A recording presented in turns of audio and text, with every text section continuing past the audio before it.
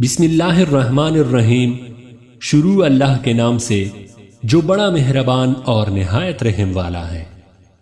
دیکھنے اور سننے والوں، آپ صلی اللہ علیہ وآلہ وسلم نے فرمایا کہ ایک ایسا گناہ کہ جس سے 80 سال کی نیکیاں ضائع ہو جاتی ہے اور اس کے لیے دوزخ میں ایک کنواں تیار کیا جاتا ہے۔ مکمل تفصیلات جاننے کے لیے ویڈیو کو آخر تک ضرور دیکھیے گا۔ زمین کب روتی ہے؟ اللہ پاک نے زمین و آسمان پہ جن و انس جو کچھ بھی پیدا کیا ہے، ہر چیز کو قوت سماعت اور قوت گویائی عطا فرمائی ہے۔ ہر چیز اپنی زبان میں اللہ کے ذکر میں مصروف ہے۔ ایسی تمام چیزیں جو اللہ پاک نے پیدا کی ہے، جب ان کو کوئی چیز عطا کرتا ہے تو وہ اس پر شکر بھی ادا کرتی ہے، اور جب ان کو کوئی تکلیف پہنچتی ہے تو وہ اس کا اظہار بھی کرتی ہے۔ لیکن یہ اور بات ہے کہ اللہ نے ایسی آوازوں کو جن و انس سے پوشیدہ رکھا ہے۔ دھرتی یعنی زمین کو ہی لے لیجئے، زمین بولتی بھی ہے، سنتی بھی ہے، خوشی اور غم کو بھی محسوس کرتی ہے اور اس کا اظہار بھی کرتی ہے۔ نبی کریم صلی اللہ علیہ وآلہ وسلم نے فرمایا کہ 2 موقع ایسے ہیں کہ جن پر زمین روتی ہے۔ پہلا موقع یہ ہے کہ جب ناحق کسی کا خون بہایا جائے تو مقتول کا قطرہ زمین پر گرتی ہی زمین پکارتی ہے کہ الہی مجھے اجازت دے دے تاکہ میں قاتل کو ابھی نگل جاؤں۔ آواز آتی ہے کہ ذرا صبر کر، یہ تیرے اندر ہی آئے گا۔ دوسرا موقع یہ ہے کہ جب زانی زنا کا ارتکاب کرنے کے بعد غسل کرتا ہے تو پانی کا پہلا قطرہ جب زمین پر گرتا ہے تو زمین زاروں قطار روتی ہوئی کہتی ہے کہ الہی مجھے اجازت دے دے تاکہ میں اسے نگل لوں۔ آواز آتی ہے کہ تھوڑی دیر صبر کر، یہ تیرے پاس ہی آئے گا۔ زناکاری ایک بدترین لعنت، ذلت اور پستی کی علامت ہے۔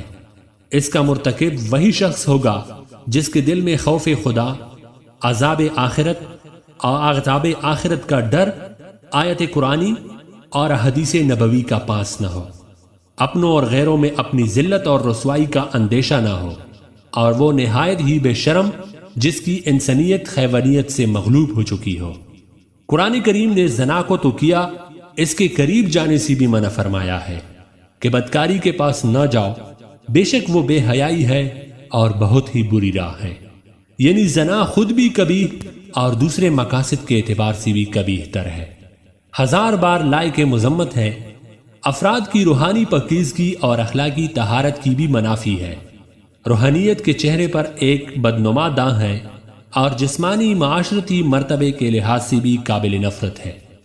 حضرت ابو ہریرہ رضی اللہ تعالی عنہ سے روایت ہے کہ حضور صلی اللہ علیہ وآلہ وسلم نے ارشاد فرمایا کہ جو عورت کسی قوم میں اس کو داخل کر دے جو اس قوم سے نہ ہو، یعنی زنا کرایا اور اسے اولاد ہوئی، تو اللہ عز و جل کی رحمت کا حصہ نہیں ملے گا اور اللہ تعالیٰ اسے جنت میں داخل نہیں کرے گا۔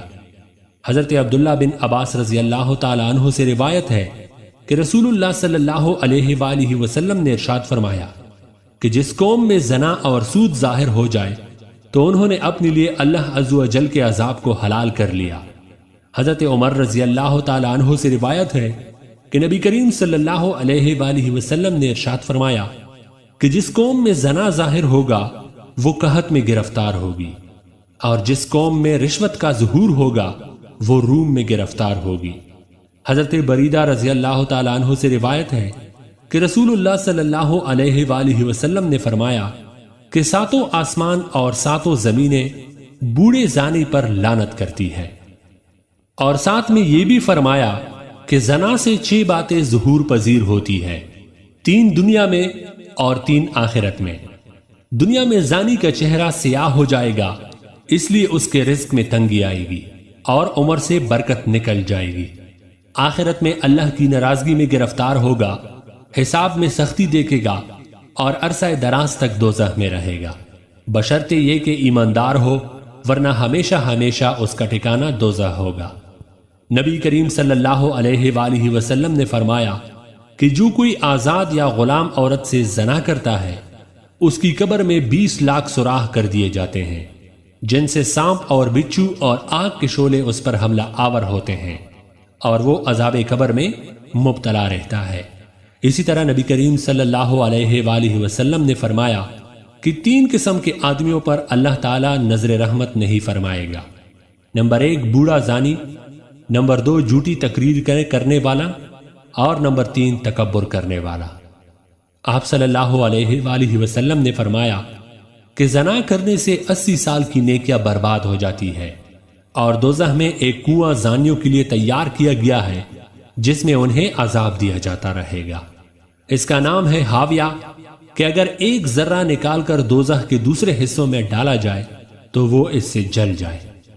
کسی انسان کا قتل کرنا اتنا بڑا گناہ ہے۔ احادیث سن لیجئے۔ حضرت ابو سعید خدری رضی اللہ تعالیٰ عنہ اور حضرت ابو ہریرہ رضی اللہ تعالیٰ عنہ سے روایت ہے کہ نبی کریم صلی اللہ علیہ وآلہ وسلم نے مومن کے قاتل کی سزا جہنم بیان کرتے ہوئے ارشاد فرمایا کہ اگر تمام آسمانوں اور زمین والے کسی ایک مومن کے قتل میں شریک ہو جائے تب بھی یقیناً اللہ جل جلالہ ان سب کو جہنم میں جھونک دے گا۔ قتل و غارت گری، خون ریزی اور فتنہ و فساد اور ناحق خون بہانا اتنا بڑا جرم ہے کہ قیامت کے دن اللہ جل جلالہ ایسے مجرموں کو سب سے پہلے بے نقاب کر کے کیفر کردار تک پہنچائے گا۔ حضرت عبداللہ بن مسعود رضی اللہ تعالیٰ عنہ بیان کرتے ہیں کہ حضور نبی کریم صلی اللہ علیہ وآلہ وسلم نے خونریزی کی شدت بیان کرتے ہوئے ارشاد فرمایا کہ قیامت کے دن سب سے پہلے خونریزی کا فیصلہ سنایا جائے گا۔ حضرت عبداللہ بن عمر رضی اللہ تعالیٰ عنہ سے روایت ہے کہ نبی کریم صلی اللہ علیہ وآلہ وسلم نے باہمی خون خرابہ اور لڑائی جھگڑے کے تباہ کن نتائج سے خبردار کرتے ہوئے فرمایا کہ قتل و غارت گری اتنا بڑا جرم ہے کہ اگر کوئی فرد یا طبقہ اس میں ایک مرتبہ ملوث ہو جائے تو پھر اس سے نکلنے کا راستہ نہیں ملے گا۔ اللہ جل جلالہ ہمیں نیک اعمال کرنے کی توفیق عطا فرمائے اور ہمارا خاتمہ بھی ایمان پر فرمائے، آمین۔